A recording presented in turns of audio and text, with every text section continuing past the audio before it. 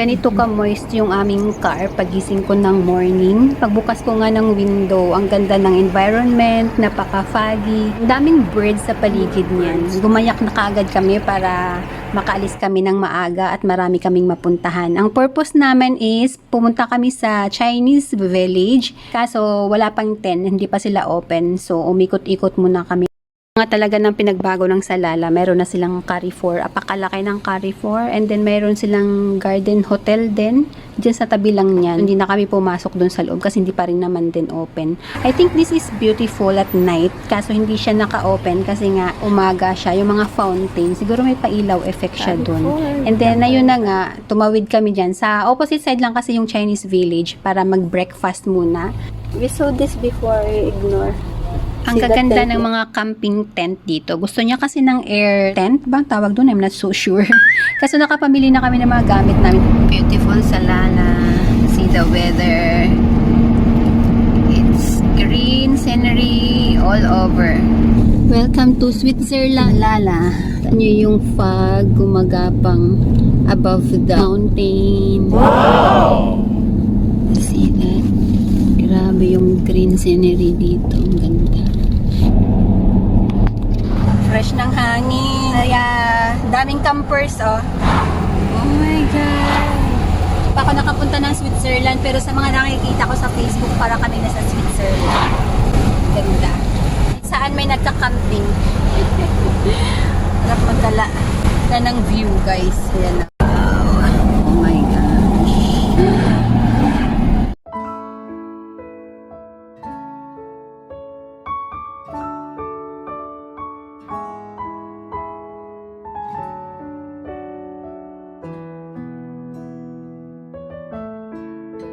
Look at that!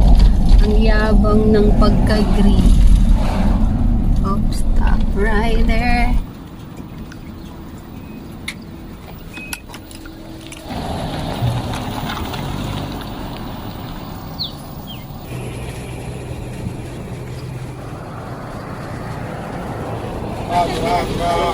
Which head do you want? I want this.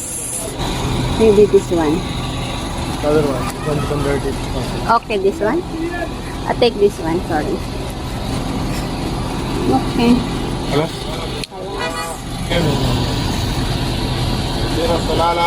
You've been here before. Yeah, I have photos. There is that side also water.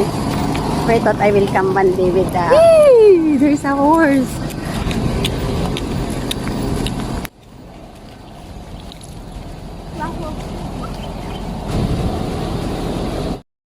Nakapunta na ako dito sa spot na to 8 years ago along with my friends. Pero iba pa rin ang feeling. Kahit balik-balikan mo palagi itong lugar na to, hindi nakakasawa. Never pa ako nakapag-ride sa kabayo. Kaya kahit medyo kabado, talagang sinubukan ko. Kasi gusto kong ma-experience yung horseback ride. Tignan nyo naman, ang ganda talaga ng environment. Ang ganda ng scenery. Ang daming tao dyan actually behind na hindi na nakaka-capture ng cam. Wadi Tarbat. Dito kami sa bukid dumaan. Oh my gosh, ang ganda. Even daytime.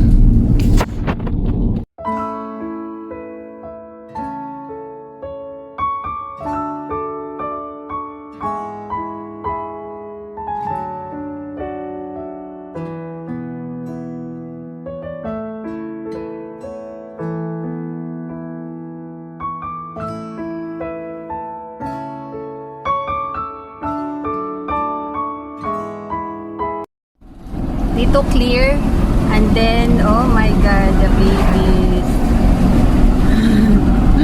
You know, you stand up and make video into the fog. Okay. Papasok na kasi kami sa may fog. Yan guys. Dahil masunurin nga tayo, ayan, binuksan ko yung bubong para makapag-video. Actually, ang dami na namin nadaanan na ganitong mga area. Pero iba pa rin yung feeling. Nakaka-goosebumps talaga yung from clear to foggy. Iba talaga yung pakiramdam. Dami nagka-camping dyan sa area na yan. Sa kabilang side naman sila. Yan oh. Sunod-sunod yan, puro family. Ang daming car na nakastop. As in, mag-enjoy ka lang along the way.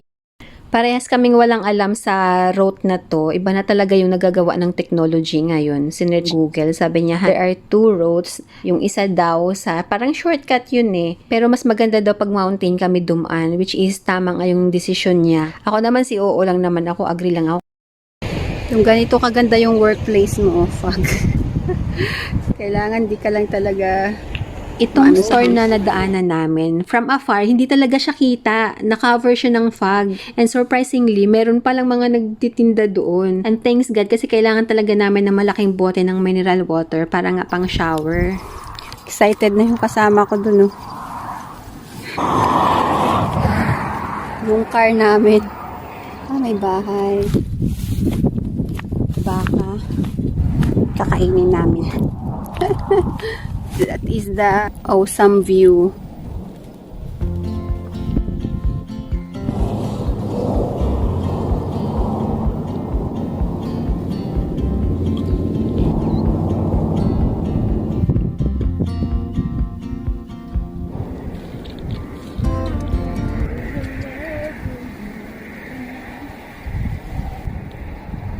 Tumayo ako dito para sa picture-picture, pero parang ang dating sumasayaw yata ako. Yun yung view namin dito, habang nakaupo.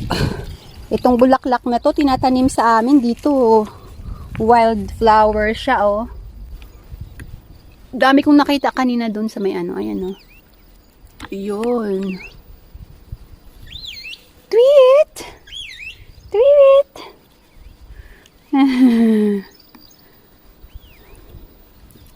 Pang-pang na dun, no? Katakot na dun, no? Next right. Continue for 13 kilometers. This is foggy. Kita niyo yung magic. Entering foggy area. Ayan. Ang kapal ng fog. Then, nag-disappear yung car. Diba? May bahay. Yun, no? Yung mga bahay. It's amazing! Heaven on earth, commercial market. Marindahan pa, ayan, no? Sino pa ba ang bababa? Ayun, no? May mga market pa dito. Kasi may mga bahay-bahay dito. Galing, no? Wow! Cool breeze. Light lang ang fog, pero doon na sobrang foggy. Hello! My God! He has hard time to bring them. Where are they going? Oh, miskin. Why are you beating them? They are helping him. They may run over your car. Yeah, you know, I mean the camels may run. Ang galing. Dito sunny. Ayan, oh. Daming nagkakamping dun. Ay, ang daming car dun.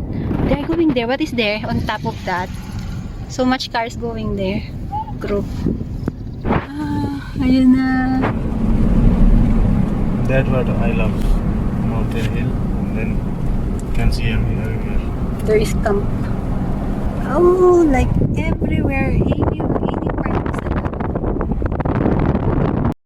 Habang nilalakbay namin yung daan na to, tumatakbo sa utak ko parang this is heaven on earth talaga. This is amazing. The road is concrete. Nahan, there is electricity. Wow.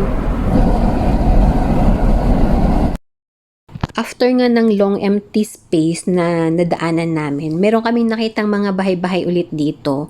And one more thing na na-admire ko, biglang may nag-prayer song, may mosque din dito. Marami na akong na-edit out na portion before itong daanan na to. Pero sobrang ganda din talaga na daanan namin. Ang dami kong hindi na-captured din. Kasi in-enjoy ko lang din talaga yung mga nakikita kong view. Pero ito sobrang, oh my God, parang lalamunin ka ng sobrang green scenery.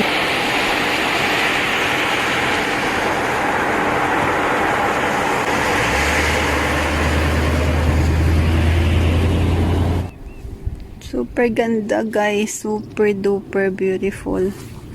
This is top of the mountain. Wala kayong makita. Puro fog. Ang ganda, oh. Super beautiful.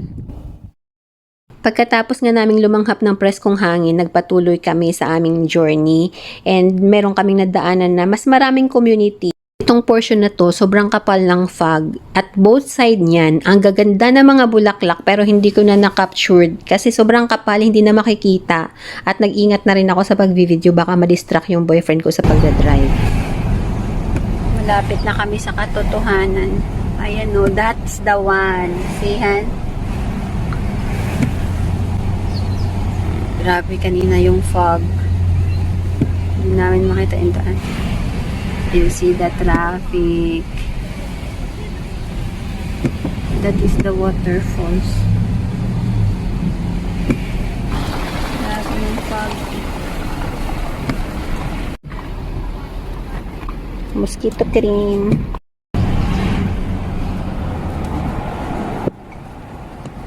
Darbat's boat 3.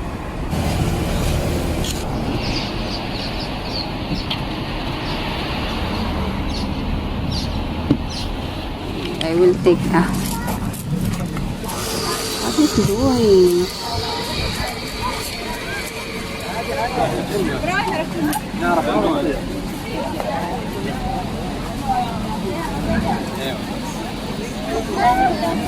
Nagulat ako bakit nakarating dito si Beshi. Ang saya-saya ng location na to. Char. Eto na nga, nag-prepare na ako for zipline. Pinasuot na sa akin yung harness. And then, eto na. Nag-ride na ako.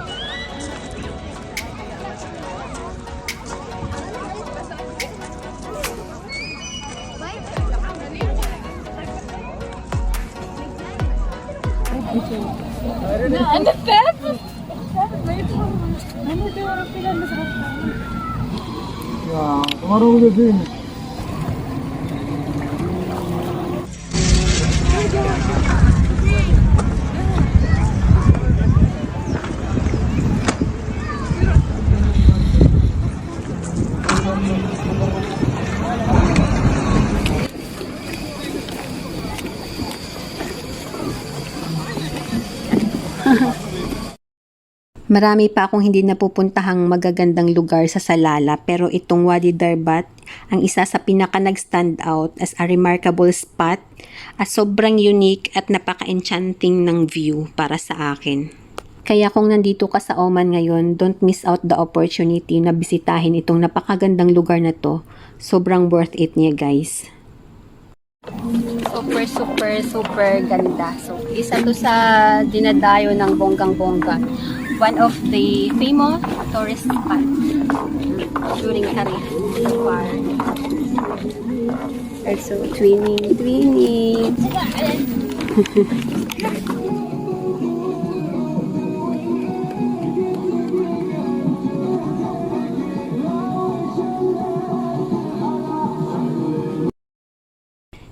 Tignan nyo naman ang view. Yung tubig galing sa bundok dumadaloy. Napaka-enchanting, sobra. Big yan. This is giant hand. Giant. Why think before?